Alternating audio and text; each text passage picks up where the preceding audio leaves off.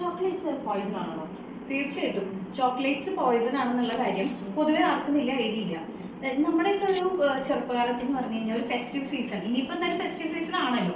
Festive season വന്നാൽ നമ്മുടെ വീട്ടിലേക്ക് വരുമ്പോൾ ആര് ഗസ്റ്റ് വന്നാലും നമ്മുടെ റിലേറ്റീവ്സിനും ഒക്കെ നമ്മൾ കൊടുത്തുകൊണ്ടിരുന്നത് ഒന്നെങ്കിൽ സ്വീറ്റ് ബോക്സ്, അതല്ലെങ്കിൽ ഫ്രൂട്ട്സ്, അതുപോലെ പായസം, അതൊക്കെയാണ്. പക്ഷെ ഇപ്പോഴത്തെ ഒരു മോഡേൺ ട്രെൻഡ് അനുസരിച്ചിട്ട് കുട്ടികൾ എപ്പോഴും അട്രാക്റ്റഡ് ആവുന്നത് വളരെ കളർഫുൾ ആയിട്ട് പാക്ക് ചെയ്തേക്കുന്ന വളരെ അട്രാക്റ്റീവ് ആയിട്ടുള്ള ചോക്ലേറ്റ്സ് ആണ്. പക്ഷെ ഒറിജിനൽ ചോക്ലേറ്റ് എന്ന് പറയുന്നത് വളരെ ബിറ്റർ ആയിട്ടുള്ള ഡാർക്ക് ചോക്ലേറ്റ് ആണ്. അതാരും കഴിക്കില്ല കുട്ടികൾ.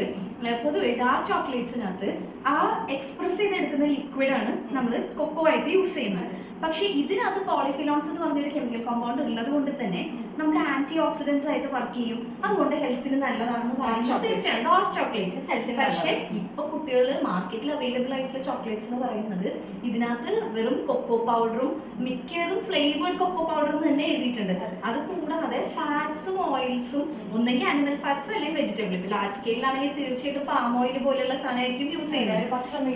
അല്ലെങ്കിൽ എമൾസിഫൈങ് ഏജൻസ് ഉണ്ട്, കെമിക്കൽസ്. അപ്പൊ ആ കെമിക്കൽസ് എന്ന് പറയുമ്പോൾ അമോണിയം ഫോസ്ഫറ്റൈഡ്സ് ആണ് എപ്പോഴും യൂസ് ചെയ്യണത്. അമോണിയം ഫോസ്ഫറസ് ഉള്ള കോമ്പൗണ്ട്സ്.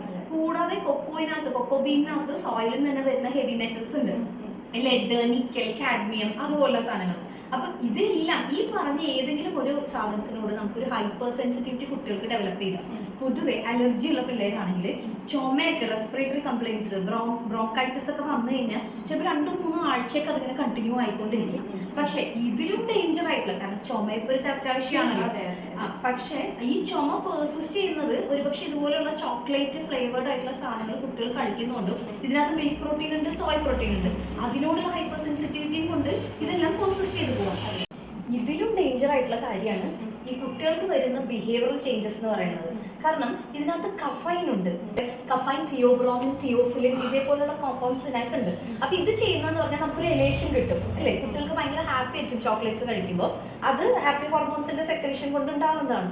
പക്ഷെ ഇത് ഡെയിലി ബേസിസിൽ നമ്മൾ ചോക്ലേറ്റ് കഴിച്ചിട്ട്, അഡൾട്ട്സ് ആണെങ്കിലും സെയിം എഫക്റ്റ് ആയിരിക്കും. എന്നാൽ ഡെയിലി ബേസിസിൽ നമ്മൾ ചോക്ലേറ്റ് കഴിച്ചിട്ട് അതൊന്ന് സ്റ്റോപ്പ് ചെയ്യുമ്പോൾ അഡൾട്ട്സിനാണെങ്കിൽ ഒരു ഡൾനെസ് ഫീൽ ചെയ്യും. പക്ഷെ കുട്ടികൾക്ക് ഫീൽ ചെയ്യുന്ന ആ ഡൾനെസ് അവർക്കത് എങ്ങനെ എക്സ്പ്രസ് ചെയ്യണമെന്ന് അറിയാത്തതുകൊണ്ട് ആ ഡൾനെസ് ഒരു ആങ്കറും അഗ്രഷനുമായി മാറുന്ന ഒരു ഫേസ് ആണ് കാണുന്നത്. കുട്ടികൾക്ക് പിന്നെ ഭയങ്കര വാശി, പഠിത്തത്തിൽ കോൺസെൻട്രേറ്റ് ചെയ്യില്ല, ആകെ ഒരുമാതിരിയുള്ള ഒരു മൂഡ് സ്വിങ്സും അഗ്രഷനും ആണ് കുട്ടികളിൽ ഈ ചോക്ലേറ്റ് വിഡ്രോവൽ കൊണ്ട് കാണുന്നത്.